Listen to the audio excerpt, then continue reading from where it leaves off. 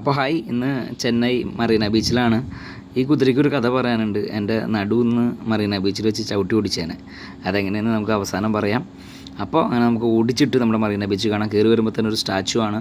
Statue വളരെ മനോഹരമാണ്. ആ സ്റ്റാച്ചു വഴി അങ്ങനെ കടന്നു വരുമ്പോൾ നമുക്ക് മറീന ബീച്ച് അകലെ കാണാൻ പറ്റും. ഇപ്പോൾ വലിയ ആളുകളൊന്നുമില്ല കേട്ടോ, ആളുകളും തിരക്കുകളൊന്നുമില്ല.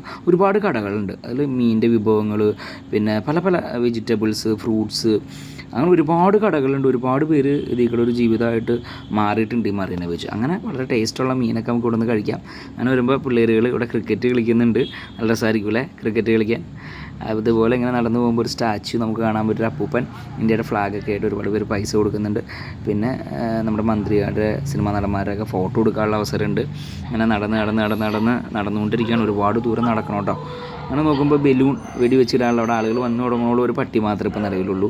പിന്നെ നോക്കുമ്പോൾ കുതിരവണ്ടിയിൽ 2 പയ്യന്മാർ. അങ്ങനെ ഇങ്ങനെ അടുത്തേക്ക് പോകുമ്പോൾ സർക്കസ്. ഇങ്ങനെ ഒരുപാട് കാര്യങ്ങൾ മറീന ബീച്ചിൽ കാണാനുണ്ട്. ഒരു കടൽപ്പുറം മാത്രമല്ല, ഒരുപാട് കാര്യങ്ങൾ. പിന്നെ ഇങ്ങനെ നമുക്ക് അവിടെ കിടന്ന് ആസ്വദിച്ച് കാണാം. വലിയ സ്ഥലമുണ്ടാവും ബീച്ച്. പിന്നെ പലതരം ഭക്ഷണങ്ങൾ ആസ്വദിക്കാം. എല്ലാ തരത്തിലുള്ള ഭക്ഷണങ്ങൾ, വെറൈറ്റിയിലുള്ള ഭക്ഷണങ്ങൾ ആസ്വദിക്കാം. നടന്ന് ശ്രദ്ധിക്കുക. നമുക്ക് ചെരുപ്പിടാണ്ട് കിടക്കണം, ഏറ്റവും സേഫ്. പിന്നെ ദേ ഒരു ചേച്ചി ബലൂൺ വെടി വെച്ച് ഇപ്പിടും. പക്ഷേ 1-2 കൊണ്ടു.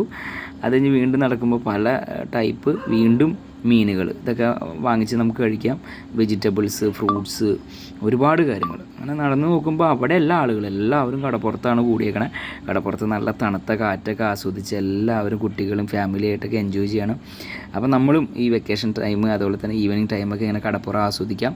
അങ്ങനെ നോക്കുമ്പോൾ ഒരു പയ്യനിരുന്ന് ഇങ്ങനെ ഒരു കുഴി തോണ്ടിക്കൊണ്ടിരിക്കുക. കുഴി തോണ്ടി അതിൻ്റെ ഉള്ളിൽ എന്തോ വെച്ചിട്ടാണോ അതോ നിധിയാണോ തേടുന്നത്, അത് പക്ഷേ കടലമ്മ ഒന്ന് മൂടിക്കൊണ്ടിരിക്കുകയാണ്. ഈ കുതിരയാണ് എന്നെ ചവിട്ടുക. ഈ പയ്യൻ കുഴി തോണ്ടുന്ന കണ്ടുകൊണ്ടിരുന്നപ്പോൾ ഈ കുതിരേനെ ചെന്ന് ഇടിച്ചു. ഭാഗ്യത്തിന് ചവിട്ടിയിട്ടില്ല. ഇവനെ നോക്കി ശരിക്കും കടലിൽ നിന്ന് കയറി വന്ന ഒരു എന്തോ ഒരു സംഭവം പോലെ ഇല്ലേ ഇവനെ. അപ്പോൾ ബൈ.